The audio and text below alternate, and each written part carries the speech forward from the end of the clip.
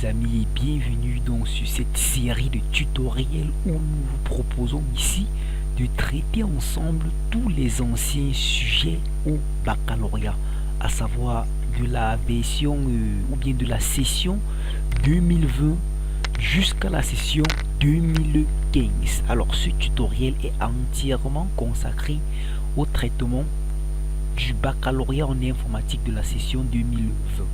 Alors pourquoi est-ce que nous avons pensé faire cette vidéo? Tout simplement parce que nous avons remarqué que, ou bien comme tout le monde, à la fin de chaque année, lorsqu'on se prépare pour présenter un examen, ça peut être que ce soit le probatoire ou le baccalauréat, nous sommes souvent tentés ou bien souvent recommandé de parcourir et de bien traiter tous les anciens sujets de telle en sorte que si quelque chose de la sorte se répète encore à l'examen, que nous soyons en mesure d'appréhender la chose et aussi pour être en mesure de traiter un ensemble de sujets de type examen validé par l'OBC. Donc je vous rassure les amis, lorsque vous préparez un examen et que vous ne traitez pas les anciens sujets concernant une matière spécifique, vous pourriez ou bien vous pourrez avoir certaines lacunes étant donné que vous ne connaissez pas la structure ou bien le genre de questions qu'on peut poser à l'examen. C'est la raison pour laquelle nous lançons ce premier tutoriel qui concerne, comme je disais tantôt, la correction du baccalauréat. Or l'année passée c'était encore le baccalauréat A, C et D. C'est vrai que cette année en 2022 on va scinder baccalauréat A, baccalauréat C et D. Alors ça n'est pas la raison pour laquelle les questions qui ont été posées au baccalauréat A, C et D jumelés peuvent encore revenir. Donc cette première vidéo consiste donc, est donc ici représentée comme une vidéo d'introduction où on va présenter ce que nous allons faire et commencer donc la première partie de notre traitement. Pour cela, j'ai préparé un petit PowerPoint pour un peu captiver la présentation. Le PowerPoint en question, le voici. Je vais le démarrer. Alors, comme je disais donc tantôt, au baccalauréat A, C et D de l'année 2020, l'épreuve était structurée en 3 grandes parties, à savoir, en grand 1, c'est concernait matériel et réseau informatique qui était sur 6 points. Le grand 2 concernait les logiciels d'application et programmation qui était sur 7 points. Et le grand 3 concernait le traitement de l'information et les bases de données. Alors les amis, accrochez-vous donc à cette vidéo. Je vous rassure, à la fin de cette vidéo, nous allons prendre la peine de corriger chaque question en essayant un peu d'étendre la chose, voir les questions qu'on peut poser aux alentours et aussi en faisant des pratiques à chaque fois, en vous montrant des images correspondant aux composants matériels ou logiciels informatiques que vous pouvez ignorer. Alors comme je disais donc tantôt,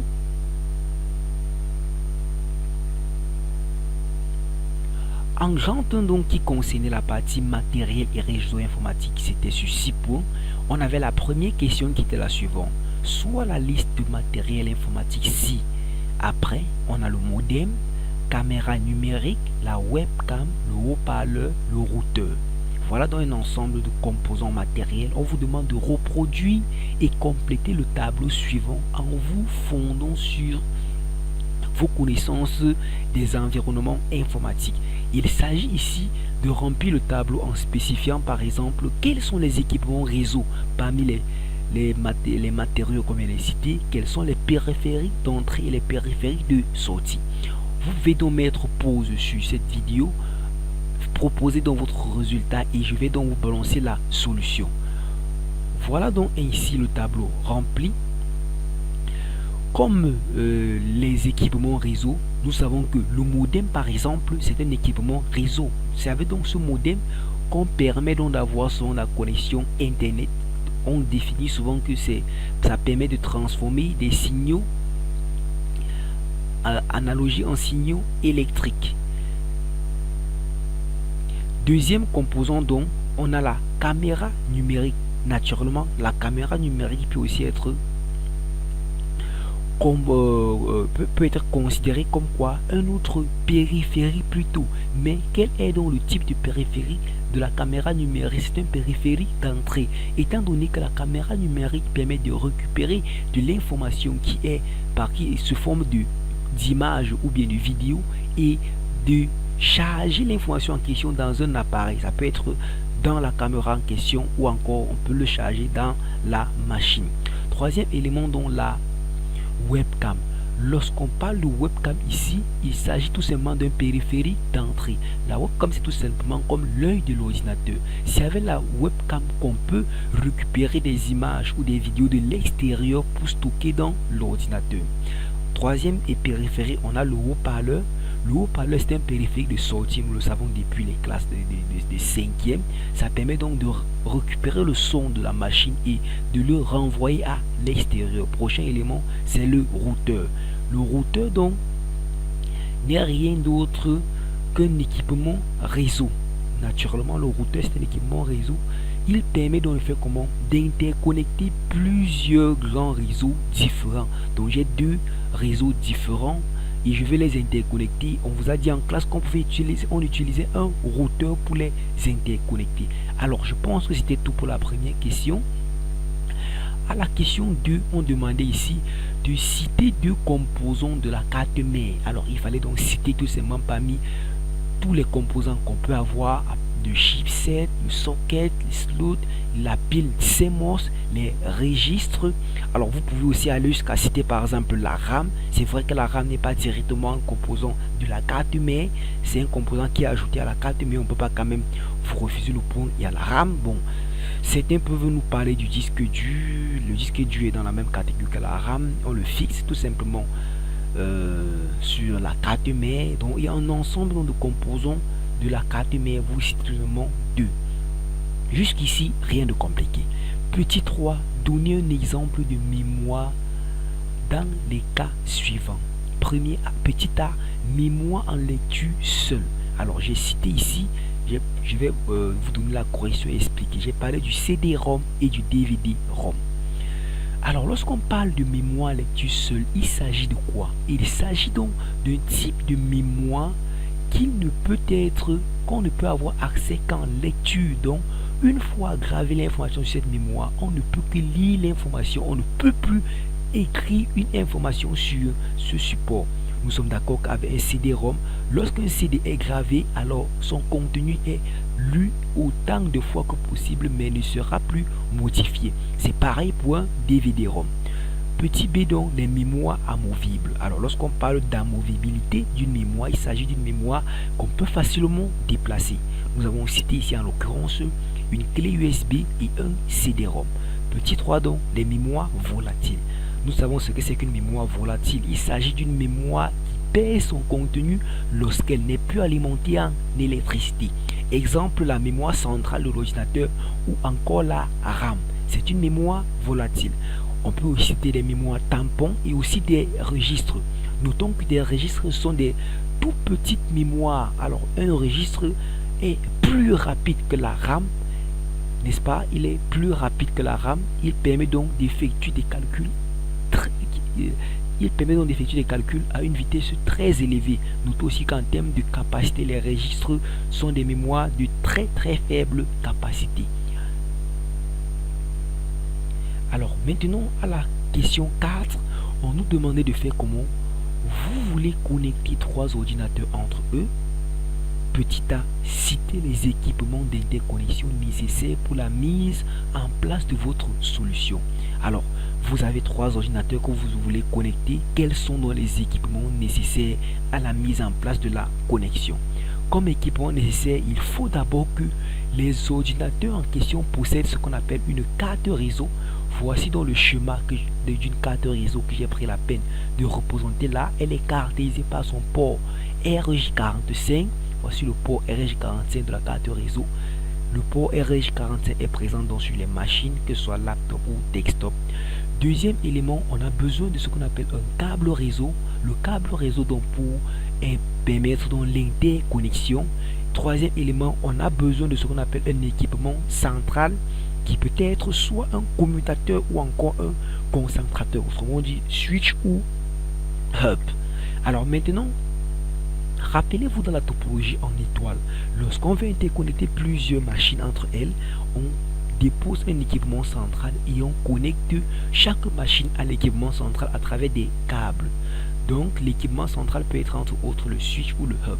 Je vais un peu devoir arrêter cette présentation pour vous montrer exactement comment la chose fonctionne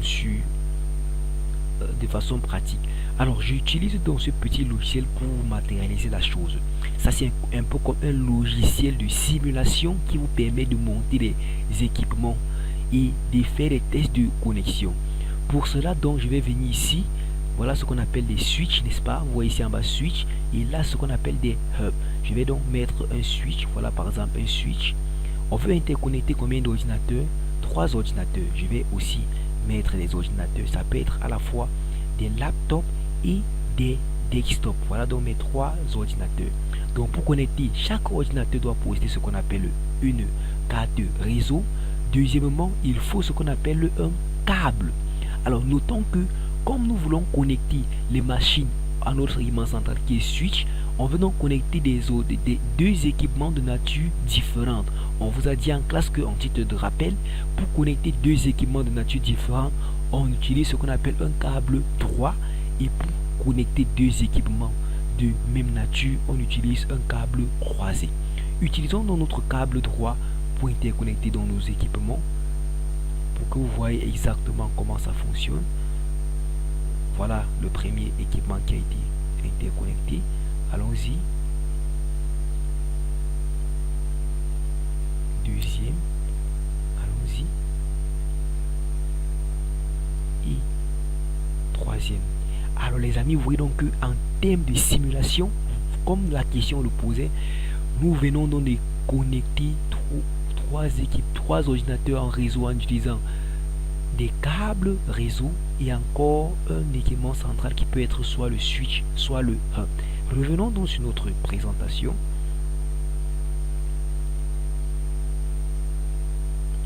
Alors lorsqu'on parle donc de câble réseau, voici ce qu'on appelle un câble réseau. Et au bout du câble réseau, on a ce qu'on appelle le connecteur RJ45. Alors je pense que c'est tout ce qu'on peut dire sur cette question.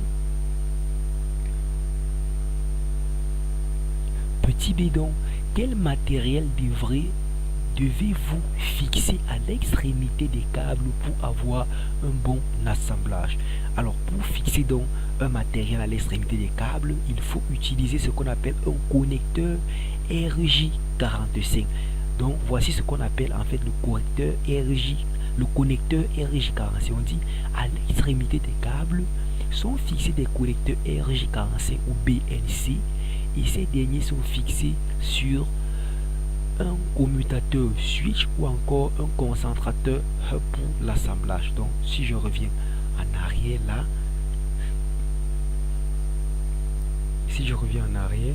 voilà donc le câble et le connecteur RJ45 a été connecté donc à chaque extrémité du câble. Alors je pense que donc c'était tout pour le grand 1 dans cette présentation.